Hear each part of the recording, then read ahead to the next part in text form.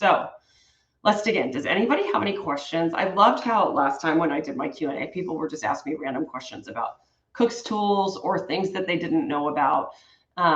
You're welcome to ask me anything like that or take requests for classes coming up. I don't know if you guys have seen, but on the website, we have just totally revamped the website. And when you go onto the subscription page and you scroll down, you can see all of the classes that are coming up this year that we've already got scheduled with dates attached to them and everything. I'll be adding classes in addition to those, but those are the main ones that are guaranteed so you can plan. Happy Saturday, Lori.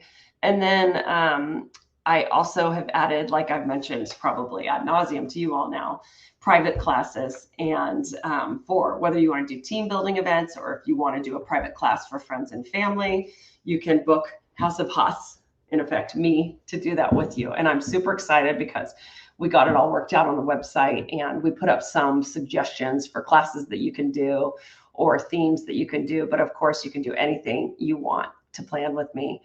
That's within my realm of cooking and ability. And of course, when my new book is coming out this fall, we'll be doing lots of things around the book. And I'm going to be booking a couple private events for people to do book events that are like, well, they're exclusive off the books, right? I'll only do a couple of those events around the country because I imagine with press for the book too, that most of my time will be occupied doing that.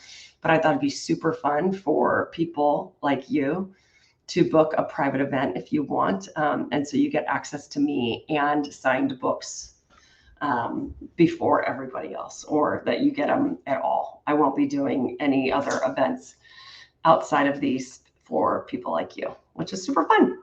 Oh, wow. Okay, let's look. Okay, I'm getting questions. I love this. Fenna, au jus. Love this question. Okay, this makes me extra happy because I was a French major and I studied in France. So my French is horrible. But let's just start with what au jus means, because I always laugh how it translates in English, because au jus, A-U, means with. Jus, J-U-S, is juice, right?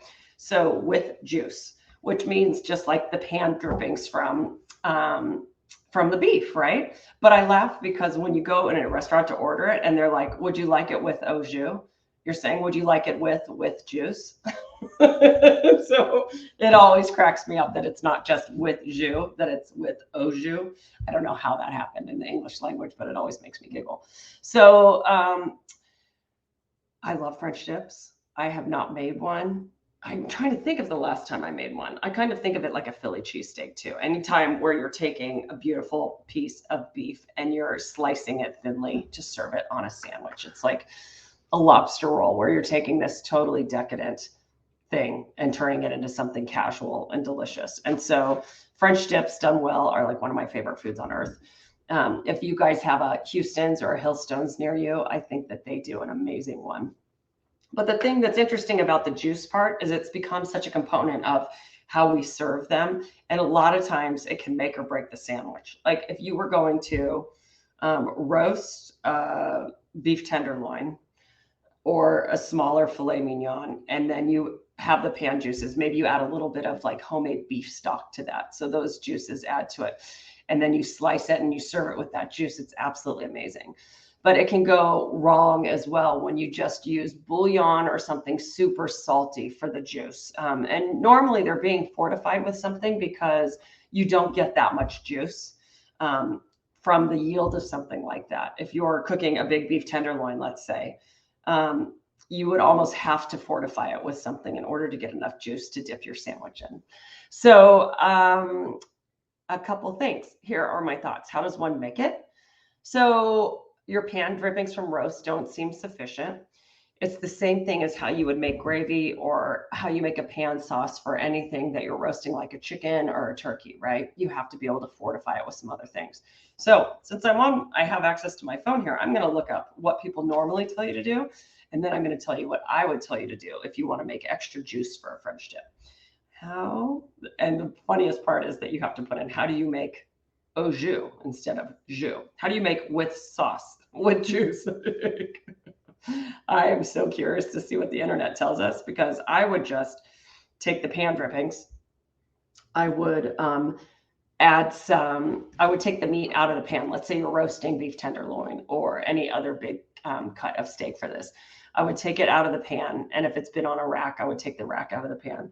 I would add some homemade lower sodium beef stock to it. So whether it's made and you purchase it, but it's like the frozen kind that's high quality, that hasn't had a bunch of crap added to it.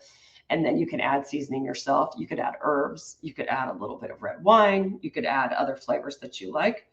Can I use it? But this is just going to be super fun. Prime with only 3 simple ingredients. Okay, so they're talking about making it for prime rib, which makes total sense. What is this, you guys? This is so fun to see. Prime rib. What is au jus sauce made of? Okay, I want to see what they tell you. Worcestershire, red wine, and drippings from prime rib. Okay, that's one way. I want to know some other things. I don't use Worcestershire. Oh my God, board butter, Deb. We'll get into that too.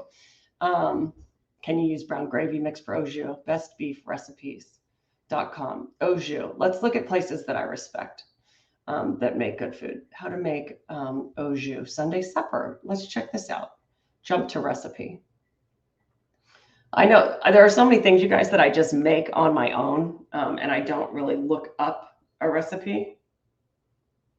Okay, let's see what she says. If it's Worcestershire as well, I'll crack up.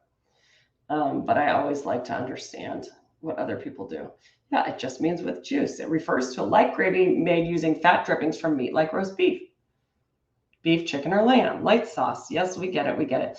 So do you guys know why they do, like if you go to a blogger and you try to get a recipe and there's like 5,000 words before you can get to the recipe? It's because that's how they put more ads on the page, which I get, but it's frustrating when all you're trying to do is get to it. Okay, so look at everybody's saying kind of the same thing. And this is not what I do. Worcestershire sauce, red wine, beef broth, or extra juice from the roast beef. So I can see why you'd add Worcestershire, because it's going to add a depth of flavor. But I think, yeah, bring to a simmer. Yeah, I like this. Okay, so they start by adding a little Worcestershire sauce and red wine to the dish that you roasted the meat in, and you whisk that with the drippings from the beef, right? And then you add the beef broth or juices from the roast beef and bring to a simmer.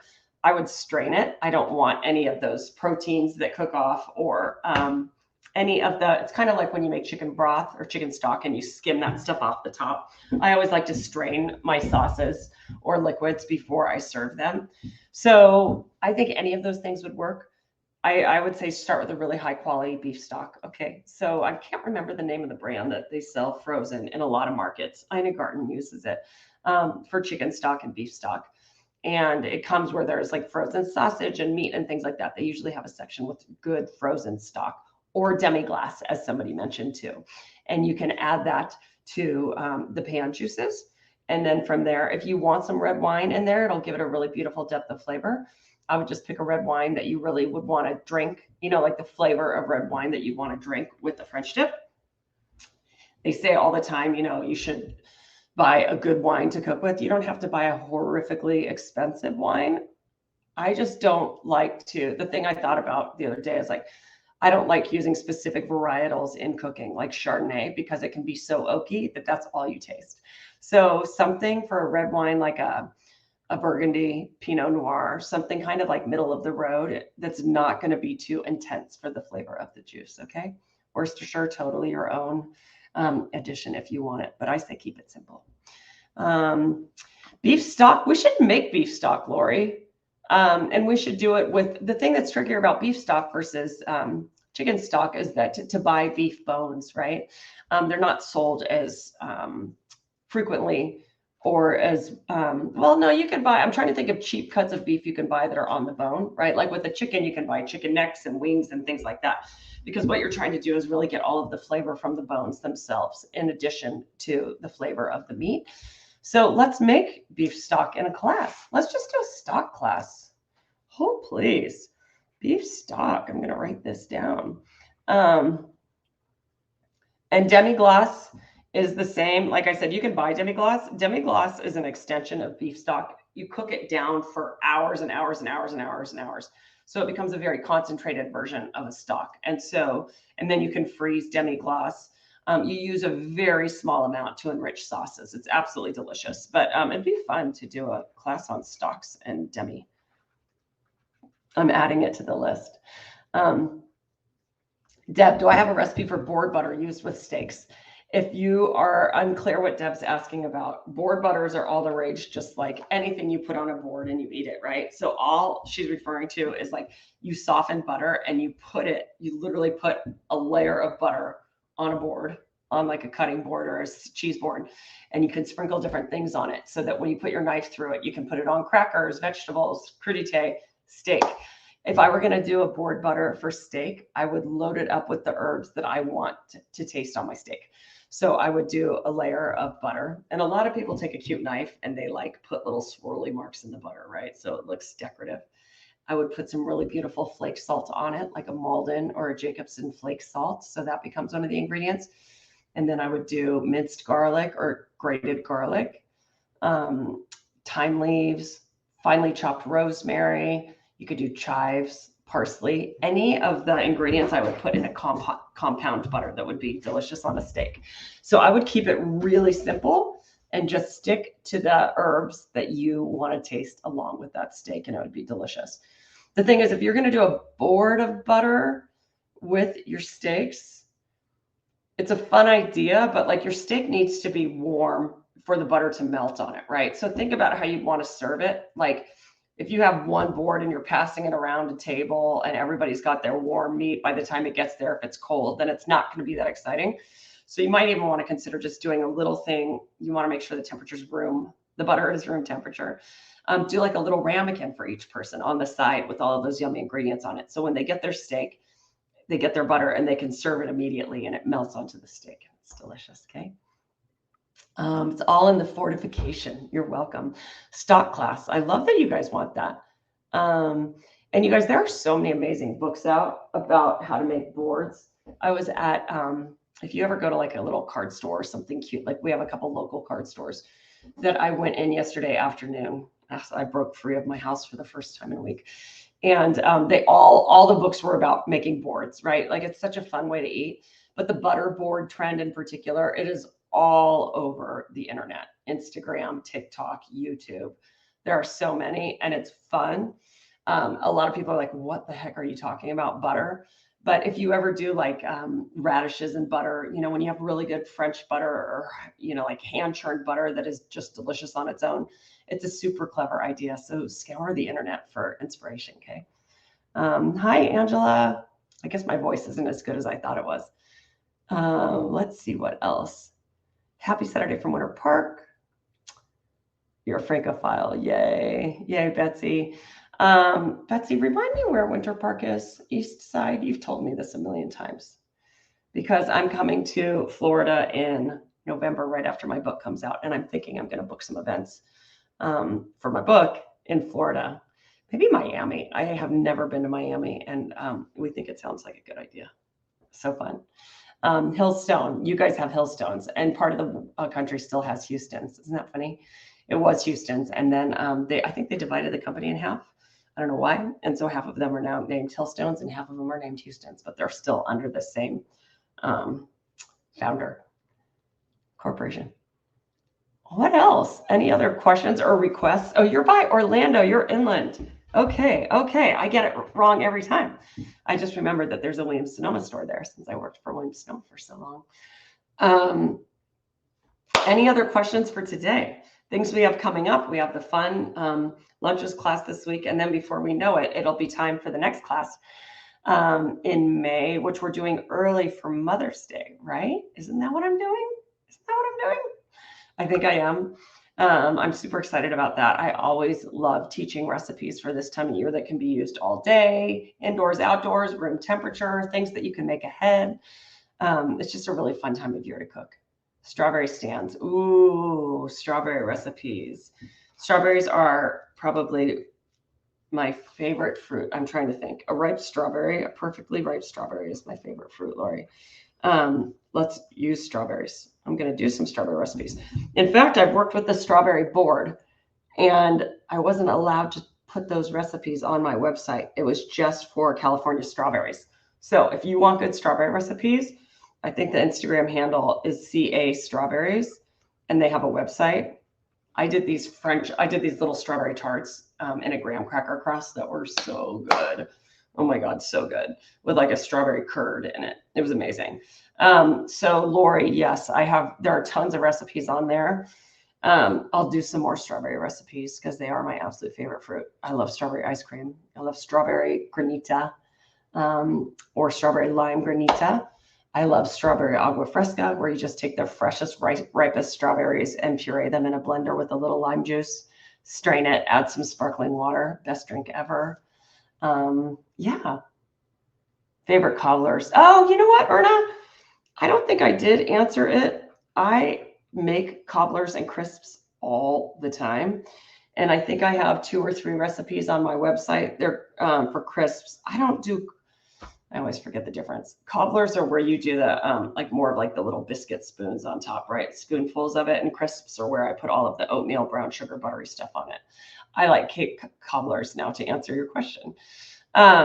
I have a couple on my website, and all I'm ever doing is taking the same ingredients, which are basically oats, brown sugar, butter, flour or almond flour, if you want to make it gluten-free, cinnamon, or any other warm spices you want, and sprinkling that over whatever seasonal fruit I like, and baking it. So I have a million of those recipes on my site. On Traeger Grill's website, I have some as well. And I'm always doing the same thing. So yes, I love them. I don't like biscuit as much for a cobbler or crisp, because I like a certain ratio of buttery, brown, sugary crisp all across the top. For a biscuit or a shortcake, I love strawberry shortcake. Maybe we should do that. Sorry, I'm just writing it down for a class request. It should be sooner than later. Maybe we should do that for Mother's Day. But then you don't make it for yourself on Mother's Day. You make somebody else make it for you on Mother's Day. I just teach you all. Or you have somebody else come in your place to class and they learn how to make it, okay? Yeah, you know what, Angela, I could do all of those things all night long. Yes, it's a great idea for a class. We should do it with fruit this summer, stone fruit and berries. Berries, buckles, I got it. I love taking your requests, guys. Thank you. And rustic galettes. I love galettes, Betsy. I was going through a galette phase for a long time. And then when I stopped eating gluten, it got a lot harder to do because the other flours don't work as well when you have to fold it. But I could get into galettes again. This would be a really fun class. Let's do this summer, okay, you guys? Let's plan like June. I love this. I'll go add this to our calendar. I'm actually going to see Caitlin this Monday for the first time for a work project. I haven't seen her in weeks. Because of my travel schedule and life and her move and our storms and everything else. And so we're going to be here together all day on Monday. So we'll add some other things. Ooh, paella class. Paella is so much fun. I may even offer that as like an extra off class, like off the books class. That would be super fun. Paella would be a blast. It takes a while just to cook and to like pace it all. It's so delicious. But you can do it on a grill, Lori, which is so cool, or a really big cooktop. It's typically best done outside. And so I would love to teach a paella class. Oh, so fun. Great idea. Summer fruits. How did you realize you shouldn't have gluten? Elimination diets and doctors. Yes. Erna, I was getting very, very sick for a very long time, going to the hospital with what we thought was the stomach flu or food poisoning forever. And it was only after I'd had my kids for a long time that I realized they weren't getting sick, which is very strange if you have children, that they're usually the ones bringing the bugs home, right? And so I had an allergist tell me, you absolutely cannot have any gluten. And I stopped, and he was right. But the other part was that there were many other things happening in my diet that were not great, that were making me sick. And so when I wrote the anti-inflammation cookbook, it was kind of the beginning of that exploration into what didn't make me feel great. The exciting news around here is I've started eating gluten again, not to pig out on it, but because my doctor, the last time I went in with all these tests with other stuff going on with me, he's like, I think you're fine. I think that your gut looks really good and you should give it a try. and I can tolerate it. So that's super exciting because that's been work done on my gut. However, that does not negate the fact that when you talk about autoimmune stuff, joint problems, there are so many diseases and illnesses we have now that are intensified by consuming gluten because we eat so much more of it than people used to, only because of how wheat has been hybridized and how we've added it to so many foods that where it didn't used to exist. So I am not intentionally going to start eating pounds of gluten, but it's nice to know that I've done some of the work that I needed to do to be able to tolerate it in my diet. So that's the big news over here. But yes, an allergist told me, but if you start reading about leaky gut, I was misdiagnosed for leaky gut. I had leaky gut. They didn't see that I had leaky gut. Anybody will tell you if you want to clean up your gut that you should probably get rid of gluten, dairy, just refined foods, you guys, sugars, all these random ingredients you can't pronounce. And then you load your diet with things that are better for your gut and that will help heal you. And then you can see what happens. So yes. Hi, Diana. You can definitely do it on your Traeger, Lori. Yeah, for sure. You just need a stable heat source. A propane burner is fine. I mean, an unstable heat source is fine. If you think about it, most people cooking outdoors used to only be able to cook over fire, and paella is delicious cooked over an open fire, but you're always having to learn how to control those temperatures, right? So it's almost like cheating with a Traeger because you get the wood flavor in there, but you can control the temperature. In fact, on my very first day of work at Traeger, I made paella. So if you go to their website and you enter paella, you will probably find me making it on a Traeger grill. I was like 5 years ago. So that's the scoop, my friends. 6 years ago? Oh my God, isn't that crazy? Has it almost been 6 years? Oh my, I've lost track. I think I left Williams-Sonoma in 2018. Oh my goodness. Okay, so it's been 5 years. That's crazy. What else? Any other requests coming up? We've got some good ones here. I'm seeing we want to do a stock and sauces class, like demi-glace. We want to do a fruit-focused class, and we could do fruit, crisps, berries, buckles, shortcake, all of those fun things. A paella class. Anything else? Any other requests, my friends? I hope you all will join me on Thursday. I hope if any of you want to book a private class, you'll reach out to me. I'm doing just a couple of those a month to get started. I didn't want to overwhelm myself and my schedule by saying yes to all of them. And I'm super excited for people who want to do them for work, team building things, because people are always surprised at how much fun it is to cook together, even online. And I've got a theory that it's because it removes a lot of that social anxiety of having to get together with colleagues and do something that maybe you're not very confident about or comfortable doing in the first place. And it removes that whole thing of like, am I supposed to be drinking heavily or not? I've gotten a ton of feedback that doing happy hours and just encouraging everybody in the corporate world to drink together. I mean, we all know it's a recipe for disaster, but it's kind of finally going out of style. Like I still find it so interesting at all these sales kickoff meetings that the expectation is that you get drunk and that no rules apply. It's totally okay if you act inappropriately in front of people at a sales kickoff meeting and you just say, oh, that's what it is. Like that's slowly but surely just not going to be cool anymore.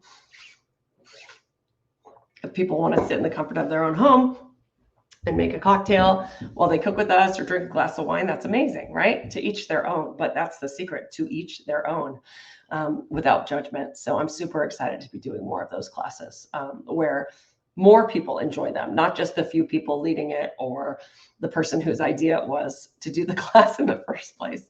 I've had a lot of funny stories of in-person classes I'll have to share with you one day. Oh, Lori, that's so sweet that you saved the quinoa.